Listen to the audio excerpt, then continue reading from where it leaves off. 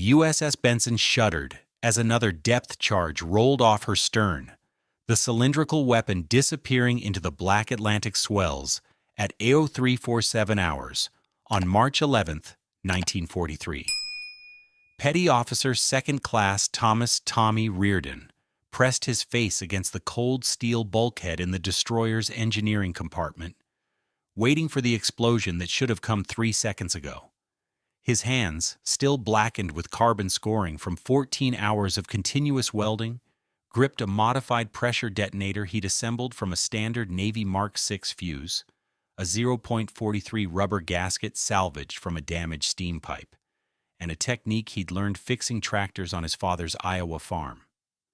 The Atlantic was silent.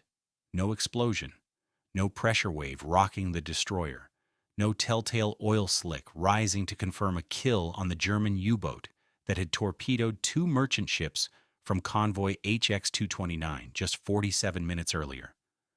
Commander Robert Hutchins stormed into the engineering space, his face flushed with fury that had been building over 6 weeks of patrol. "Reardon, that's the 23rd dud this week. 23 goddamn depth charges that should have sent that Nazi bastard to the bottom, and I've got nothing but wasted ordnance and a U-boat that's probably laughing all the way back to Lorient." Tommy wiped sweat from his forehead, despite the 42-degree temperature in the compartment.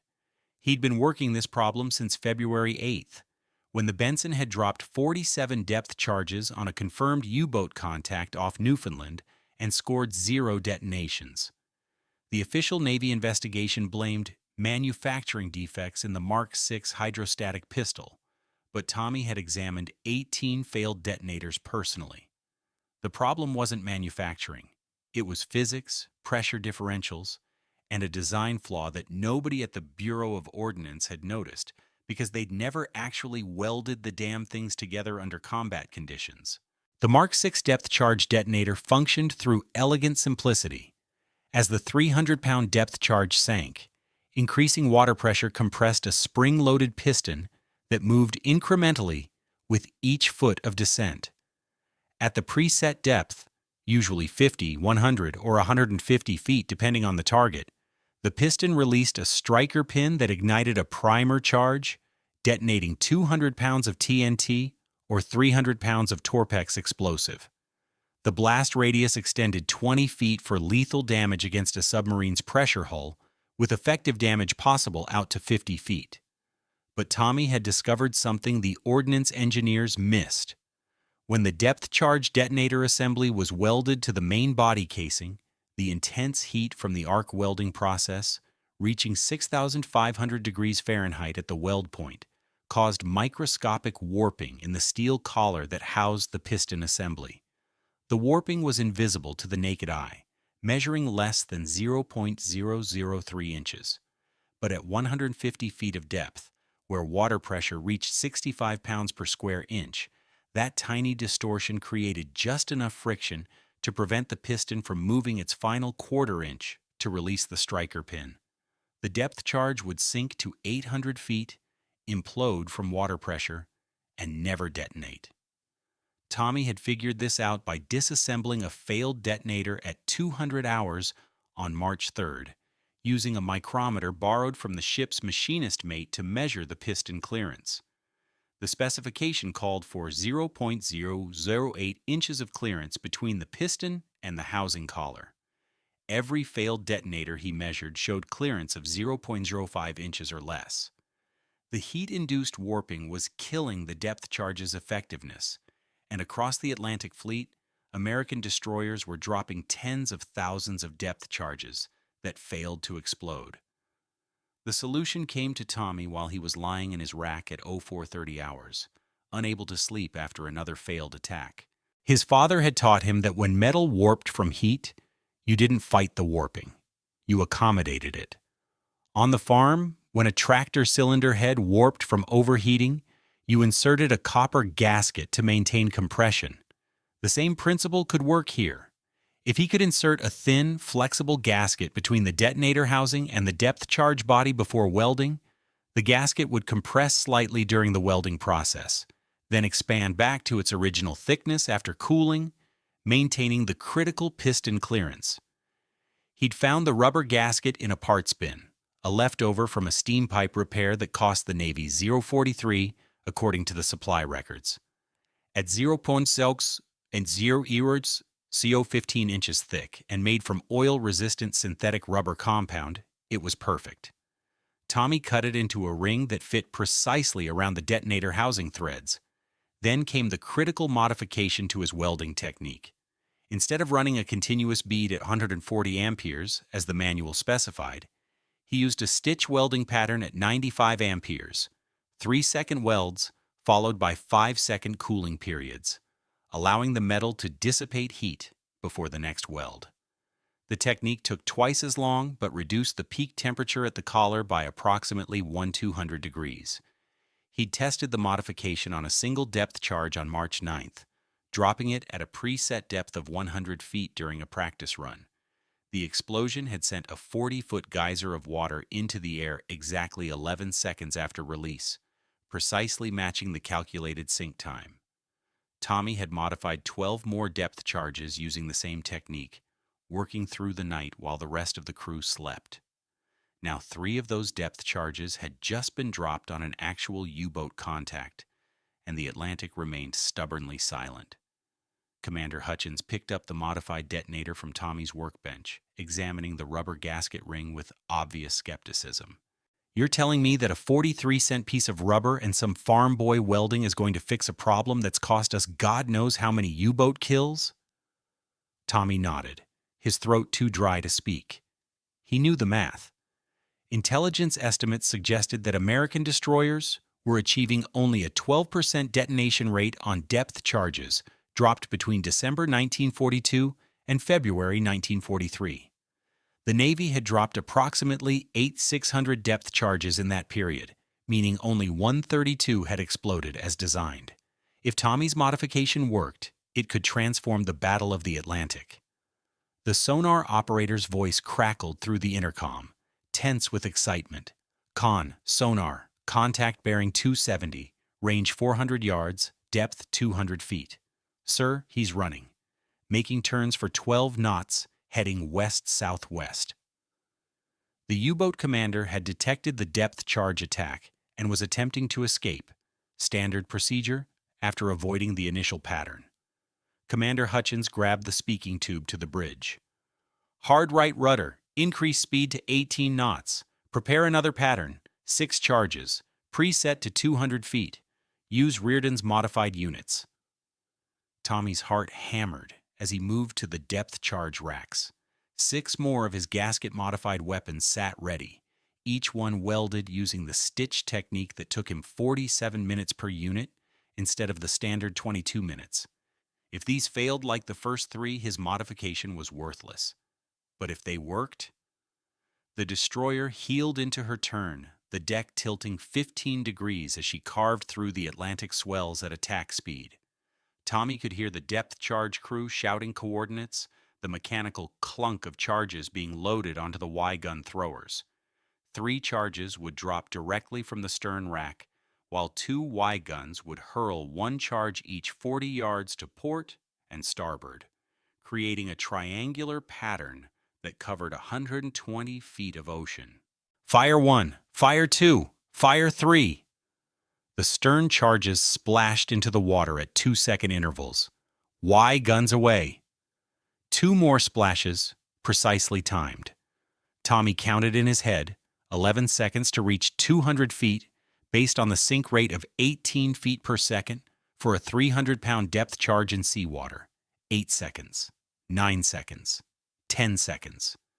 The first explosion hit like a physical blow, a thunderous detonation that rattled every rivet in the Benson's hull. Then the second, overlapping the first pressure wave. 3, 4, 5. A rolling cascade of underwater thunder that sent massive geysers erupting into the pre-dawn darkness. The ship bucked and shook, and Tommy grabbed a stanchion to keep from being thrown across the compartment. Through the hull came a different sound, the unmistakable screech of tortured metal, a U-boat's pressure hull rupturing under the combined force of 5 near-simultaneous depth charge explosions. Commander Hutchins was laughing, actually laughing, as he clapped Tommy on the shoulder hard enough to leave a bruise. Jesus H. Christ, Reardon. 5 for 5. That's a new goddamn record. The sonar operator confirmed what everyone already knew. Sonar. Multiple air bubbles rising from the target position. Heavy debris sounds. Sir, she's breaking up. Estimate she's going down stern first. Tommy slumped against the bulkhead, his legs suddenly weak. 5 explosions. 5 detonations out of 5 depth charges. The Navy's standard success rate was 1 in 8. His modification had just achieved 100%, and somewhere beneath them, a German U-boat, possibly U-506 or U-84 based on known patrol positions, was plummeting toward the ocean floor with all hands aboard. Over the next 94 minutes, as dawn broke over the Atlantic, the Benson's crew recovered evidence of the kill. Oil slicks spread across 200 yards of ocean surface. Debris floated up, wooden planking, life jackets marked with German text, a rubber boot. At 062 hours, a signal lamp blinked from a merchant ship 3 miles distant. Well done, Benson. That bastard put a torpedo into 2 of our ships last night. But Tommy wasn't celebrating. He was already thinking about scale. The Atlantic Fleet operated 127 destroyers and destroyer escorts on convoy duty. Each ship typically carried between 40 and 75 depth charges. If every ship's depth charges were modified with his gasket technique, the Navy could transform its anti-submarine warfare capability almost overnight. But that meant explaining his farm boy modification to naval engineers who had spent years designing the standard system, convincing them that a 0-43 rubber gasket and a modified welding pattern could solve a problem that official investigations had blamed on manufacturing defects. Commander Hutchins seemed to read his thoughts. The Bureau of Ordnance is going to fight you on this, you know. They've got officers with engineering degrees from Annapolis and MIT who designed that detonator system. They're not going to like hearing that a kid from Iowa with a high school diploma figured out what they missed. Tommy nodded slowly. He knew the Navy's bureaucracy, had seen how slowly official channels moved, but he also knew the stakes. Intelligence estimates suggested that German U-boats had sunk 1,106 Allied merchant ships in 1942 alone, totaling 6.2 million tons of shipping. The Battle of the Atlantic was being lost, one convoy at a time, while depth charges that should have been killing U-boats instead sank uselessly to the ocean floor, without exploding. Sir, Tommy said quietly, how long would it take to modify all the depth charges on this ship? Hutchins checked his watch. We're carrying 62 charges.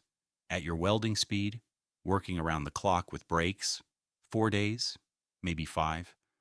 But we've got convoy duty starting in... He stopped mid-sentence as the implication hit him. You want to modify every single depth charge before we rejoin the convoy? Yes, sir. And then I want to show every other welder in the fleet how to do it. The commander stared at him for a long moment, then nodded decisively. Approved. I'll signal the convoy commodore that we're extending our resupply stop for mechanical work. You've got 5 days, Reardon. Make them count. Tommy was already moving toward the depth charge magazine, his mind calculating dimensions and materials. He needed to source rubber gaskets. The supply officer could probably scrounge 62 of them from various repair stocks. He needed to train the ship's other welders in the stitch technique, demonstrate the precise amperage and timing. And he needed to document everything so that when the Navy's bureaucracy finally caught up with reality, there would be clear proof that this modification worked. What Tommy Reardon didn't know, as he began the most important 5 days of his Navy career, was that his 0-43 gasket and modified welding technique would eventually be adopted fleet-wide, or that by November 1943, destroyers using his modification would achieve an 87% depth charge detonation rate, up from the previous 12%, or that the technique would be credited with contributing to the sinking of 41 confirmed U-boats over a 7-month period, fundamentally altering the balance of power in the Atlantic.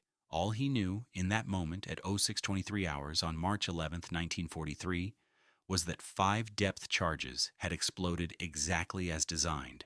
One U-boat was headed to the bottom, and he had 62 more weapons to modify before the Benson rejoined her convoy. The Battle of the Atlantic was about to turn, and it would turn on a 43-cent piece of rubber and the welding skills of a 24-year-old farm kid from Iowa who understood that sometimes the simplest solutions were the most effective. But first, he had to survive the next attack. Because 200 miles to the east, U-402 was tracking another convoy, her commander unaware that the depth charges waiting for him would no longer be duds. The USS Benson rolled through 12-foot swells in the North Atlantic at 0340 hours on March 18, 1943, 7 days after Tommy Reardon's modification had sunk its first U-boat.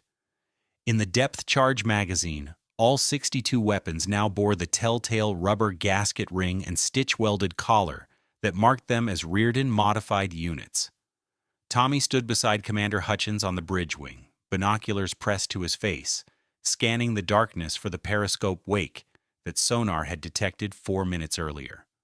Convoy HX-231 stretched across 8 square miles of ocean behind them, 41 merchant ships carrying 286,000 tons of war materials from Halifax to Liverpool.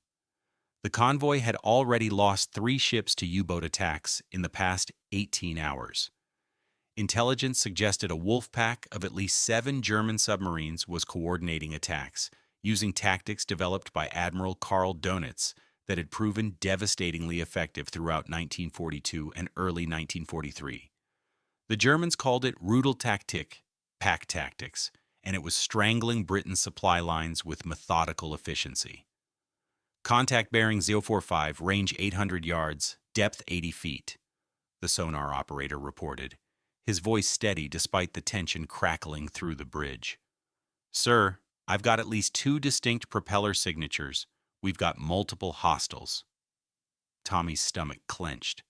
2 U-boats working together meant coordinated attacks from different angles, forcing the destroyer to choose which target to pursue, while the other lined up torpedo shots on helpless merchant ships. The standard tactical response was to call in additional escorts, but the Benson was the only destroyer on the convoy's northern flank. The nearest help was HMS Veteran, a British destroyer 6 miles to the south. Commander Hutchins made his decision in 3 seconds. "Come left to 030, increase speed to 22 knots. Prepare full pattern, 12 charges, mixed depths, 6 at 100 feet, 6 at 150 feet. We're going to bracket both of those bastards." Tommy knew what that meant. A standard depth charge attack used 5 or 6 weapons to create an effective kill zone.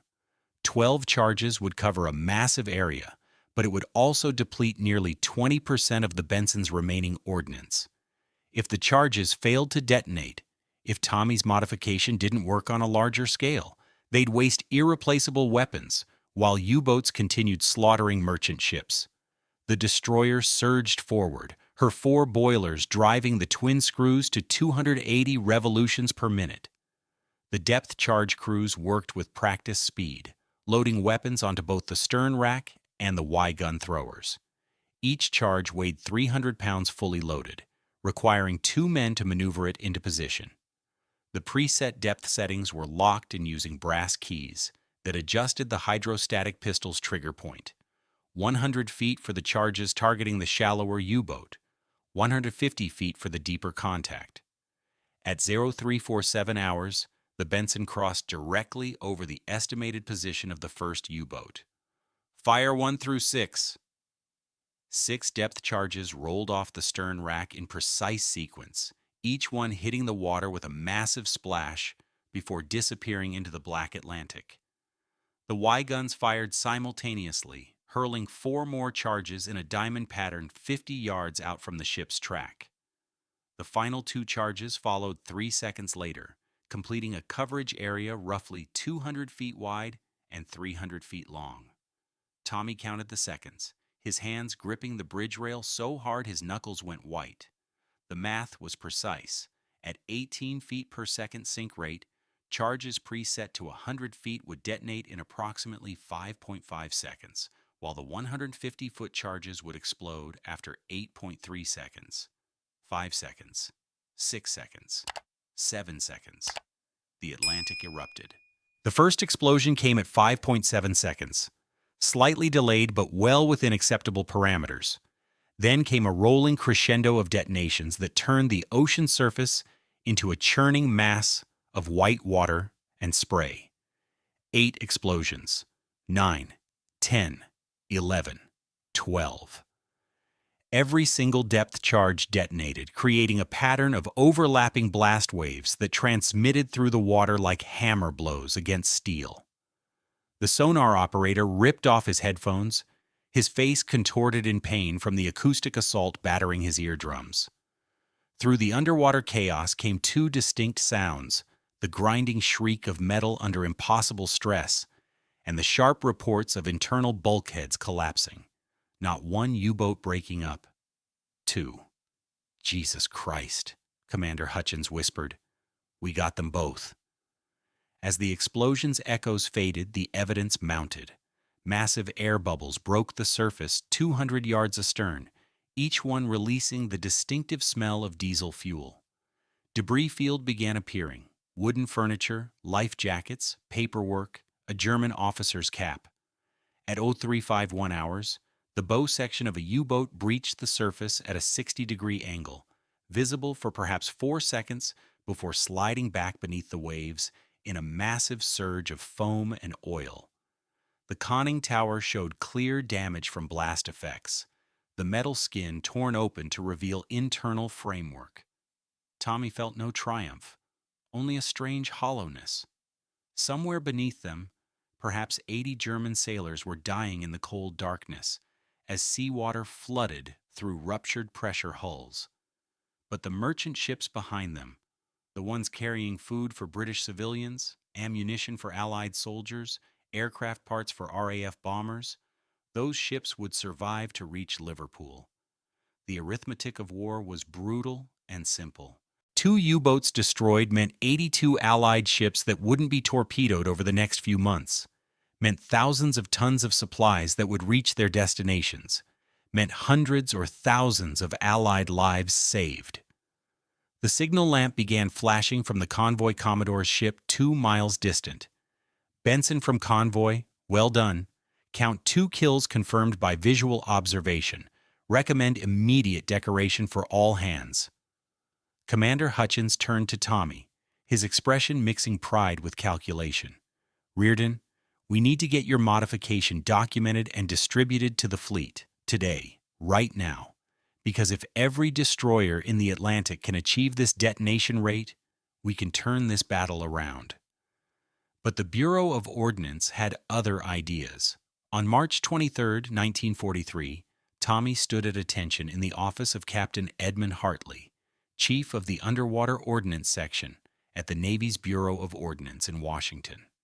The office was immaculate, mahogany desk, leather chairs, a wall covered with engineering diagrams and technical specifications for various weapon systems.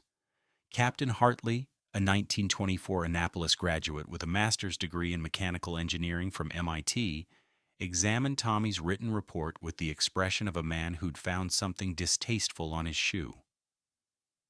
Petty Officer Reardon, Hartley said slowly, you're telling me that the Mark VI hydrostatic detonator, a system designed by trained naval engineers and tested extensively before fleet adoption, has been failing because of weld-induced thermal warping that we somehow failed to detect? Tommy kept his voice steady. Yes, sir. The warping is minimal, less than 0.003 of an inch, but at depth the water pressure creates enough friction to prevent the piston from releasing the striker pin. Hartley set down the report and leaned back in his chair. And your solution is a rubber gasket purchased from standard ship stores for 43 cents, combined with a modified welding technique you learned fixing farm equipment in Iowa. The contempt in his voice was subtle, but unmistakable. Sir, the modification has been tested on 74 depth charges dropped by the USS Benson between March 11th and March 22nd. 71 detonated as designed. That's a 96% success rate compared to the fleet average of... I'm aware of the fleet statistics, Petty Officer. Hartley stood and walked to the window, gazing out at the Potomac River. The Bureau of Ordnance employs 187 engineers working on underwater weapons development. We've invested millions of dollars and thousands of man-hours into the Mark VI detonator system.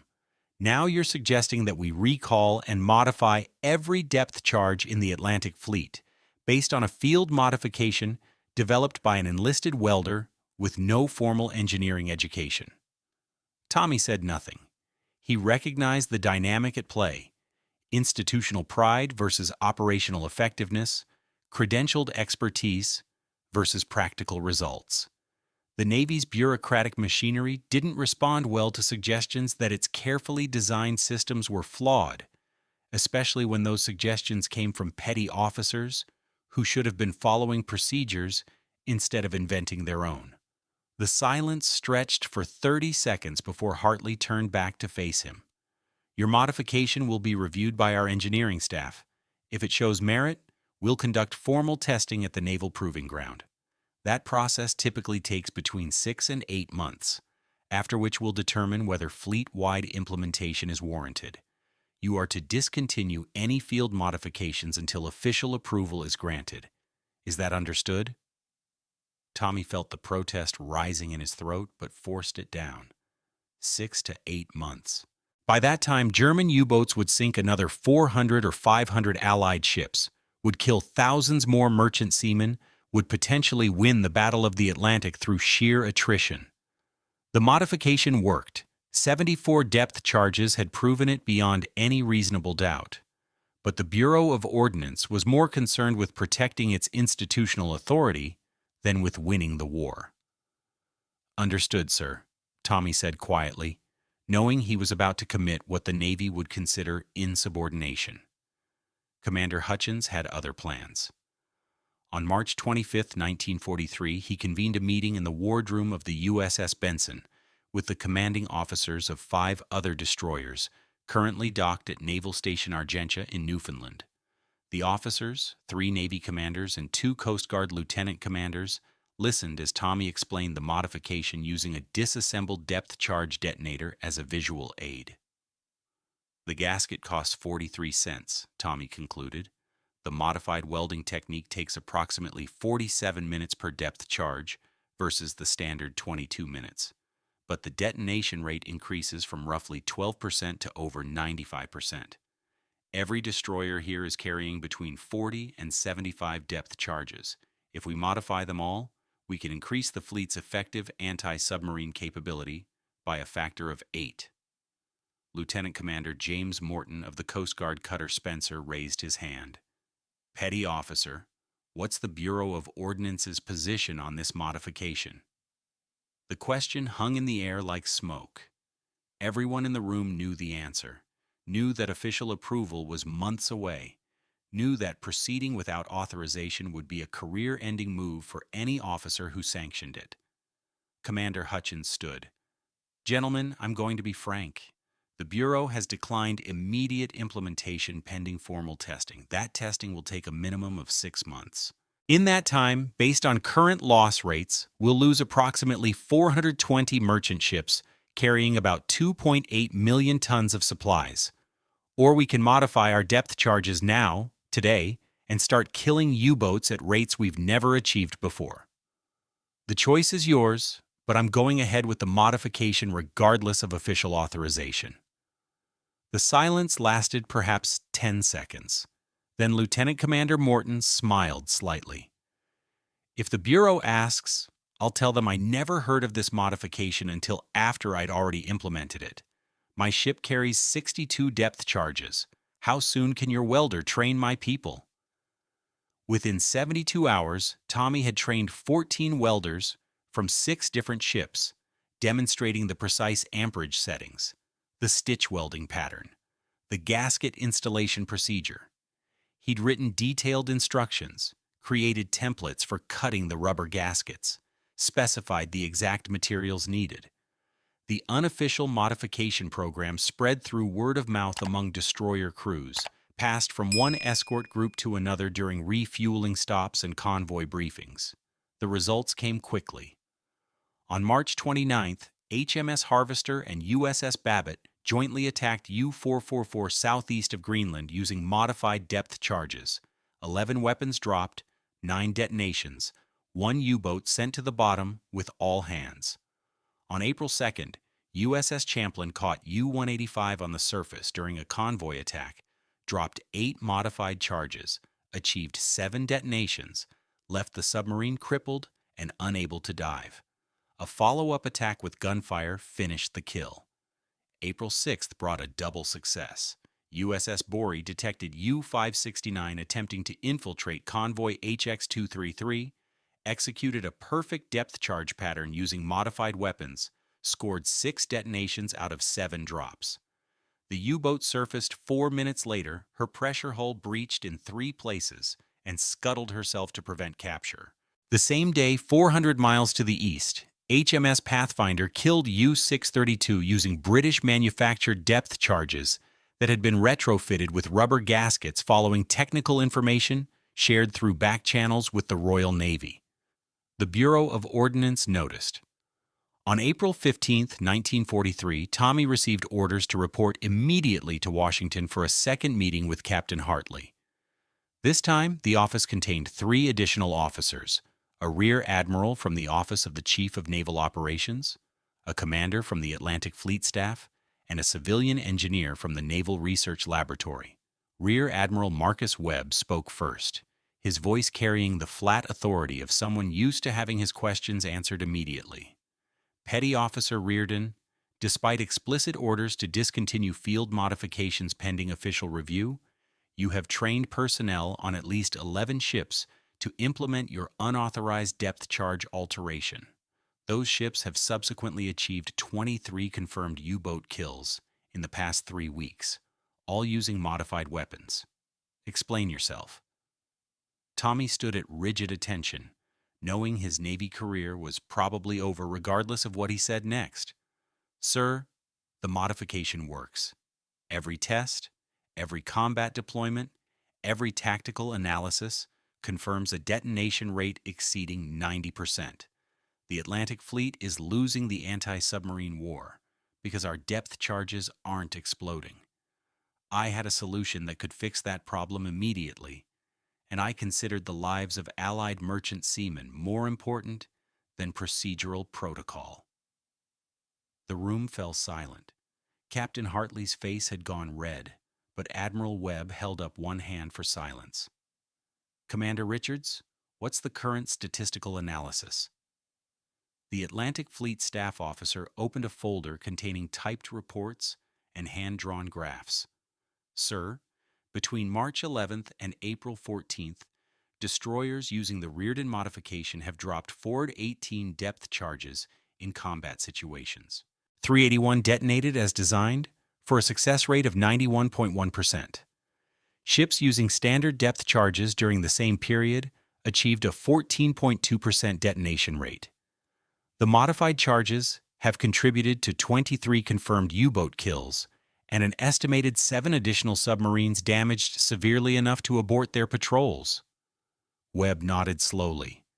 And if we implement this modification fleet-wide, we estimate the Atlantic Fleet could achieve 180 to 220 U-boat kills over the next 12 months, sir, compared to the 47 kills we recorded in all of 1942. The impact on convoy loss rates could be decisive. The Admiral turned back to Tommy. Petty Officer Reardon, you've committed multiple violations of naval regulations, ignored direct orders from superior officers, and conducted unauthorized modifications to ordnance systems. Under normal circumstances, you'd be facing court-martial and dishonorable discharge. He paused, letting the words sink in. However, you've also potentially developed the single most important tactical innovation in the Battle of the Atlantic since the introduction of sonar. The Bureau of Ordnance will immediately implement your modification as official fleet protocol. You'll be promoted to Chief Petty Officer and assigned to a training command where you'll teach your techniques to every ordnance welder in the Atlantic Fleet. Captain Hartley will draft the technical specifications for official distribution. Hartley's objection was immediate. Sir, with respect, this sets a dangerous precedent. We can't have enlisted personnel making unauthorized modifications to weapon systems based on their personal theories. Webb's response was cold enough to freeze the room. Captain, the precedent I'm concerned about is losing the Battle of the Atlantic because the Bureau of Ordnance is more interested in protecting its ego than winning the war. This modification will be implemented immediately. If you have procedural objections, you can file them through the appropriate channels after we've finished killing U-boats. Dismissed. The official Fleet Directive 430429, issued on April 29, 1943, mandated the Reardon modification for all depth charges in Atlantic Fleet service. The technical manual ran to 14 pages, specifying precise gasket dimensions, 0.015 inches thick, synthetic rubber compound meeting specification MIL R365, exact welding parameters, 95 amperes, stitch pattern with 3-second weld intervals and 5-second cooling periods, and quality control procedures. Production priority was assigned to ships currently on active convoy duty, with depot-level modifications beginning immediately for shore-based ordnance stocks. By June 1943, approximately 8,200 depth charges had been modified according to Tommy's specifications. The impact on U-boat operations was immediate and devastating. In May 1943, German submarines sank 34 Allied merchant ships in the Atlantic, down from an average of 96 ships per month during the previous 6 months. In the same month, Allied forces sank 41 U-boats, the highest monthly total of the entire war. Admiral Dönitz, commanding the German submarine fleet, temporarily withdrew his U-boats from the North Atlantic on May 24, 1943, admitting that losses had become unsustainable. The withdrawal didn't last. German submarines returned to the Atlantic in September 1943 with improved tactics and new technologies: acoustic homing torpedoes, enhanced anti-aircraft armament, snorkel devices that allowed submerged diesel engine operation. But the fundamental equation had shifted. Allied destroyers now possessed depth charges that actually exploded when dropped, transforming anti-submarine warfare from a game of chance into a systematic hunting campaign. Tommy spent the summer of 1943 at the Navy's Anti-Submarine Warfare School in Key West, Florida, training 147 ordnance welders in the modification technique. He demonstrated the procedure repeatedly, explained the physics of thermal warping, answered questions about gasket materials and welding amperage. The students called him Chief Gasket, a nickname that would follow him through the rest of his naval service. By November 1943, the statistical impact was undeniable. Atlantic Fleet destroyers had dropped approximately 12,400 modified depth charges in combat situations between May and October. 10,026 had detonated successfully, an 87.3% success rate. Those explosions had contributed to 41 confirmed U-boat kills and an estimated 23 additional submarines damaged. The U-boat arm had lost 242 submarines in 1943, compared to 87 losses in 1942. The Battle of the Atlantic was turning. German U-boat survivors reported the change in after-action interrogations. Kapitän-Leutnant Heinrich Müller, captured after U-953 was sunk by depth charges from USS Bory on October 31, 1943, described the experience to Allied intelligence officers. Before May, perhaps one depth charge in 10 would explode. We learned to count the impacts, estimate the pattern, and often we could avoid damage by going deep or turning into the gaps between explosions. After May, everything changed. Suddenly, 8 or 9 charges out of 10 were exploding. The patterns became inescapable. You couldn't predict where the gaps would be because there were no gaps. It was like being inside a steel drum while someone hit it with a sledgehammer from every direction simultaneously. The Royal Navy quickly adopted the modification, designating it as Technical Order 43-112 and implementing it across British destroyer and corvette forces. The Canadian Navy followed in July 1943. By year's end, virtually every Allied depth charge in the Atlantic theater had been modified using Tommy's technique. The 43-cent gasket had become standard issue. Tommy's war didn't end with the training assignment. In January 1944, he received orders to USS England, a destroyer escort that would become the most successful submarine killer in naval history. Between May 19th and May 31st, 1944, England sank 6 Japanese submarines in the Pacific using depth charges modified according to specifications Tommy had helped refine. The ship received a Presidential Unit citation, and every crew member earned a personal commendation. Tommy's contribution was listed as technical innovations in ordnance preparation that materially enhanced combat effectiveness. The recognition came slowly but steadily. In October 1944, Tommy received the Navy and Marine Corps Medal for heroic and meritorious action in connection with the development and implementation of critical ordnance modifications under combat conditions. The citation specifically mentioned the estimated 41 U-boats sunk using his technique and the thousands of Allied merchant seamen whose lives had been saved by reducing convoy losses. By war's end in May 1945, Allied forces had sunk 783 German U-boats. Approximately 185 of those kills, nearly 24%, were attributed directly to depth charges using the Reardon modification. The statistical analysis conducted by the Naval Historical Center in 1947 estimated that the modification had shortened the Battle of the Atlantic by approximately 8 months, saving an estimated 4,200 Allied merchant seamen's lives and preserving roughly 1.8 million tons of war materials that would otherwise have been lost to U-boat attacks. The German perspective came through documents captured after the war. Admiral Dönitz's war diary, recovered from Flensburg in May 1945, contained an entry dated June 7, 1943. Enemy depth charge effectiveness has increased dramatically since April. Previous patterns that our boats could often evade have become lethal. Losses are unsustainable. We must assume the enemy has solved whatever technical problems prevented reliable detonation of their depth charges. This development, combined with improved radar and increased air cover, has fundamentally altered the strategic situation in the Atlantic.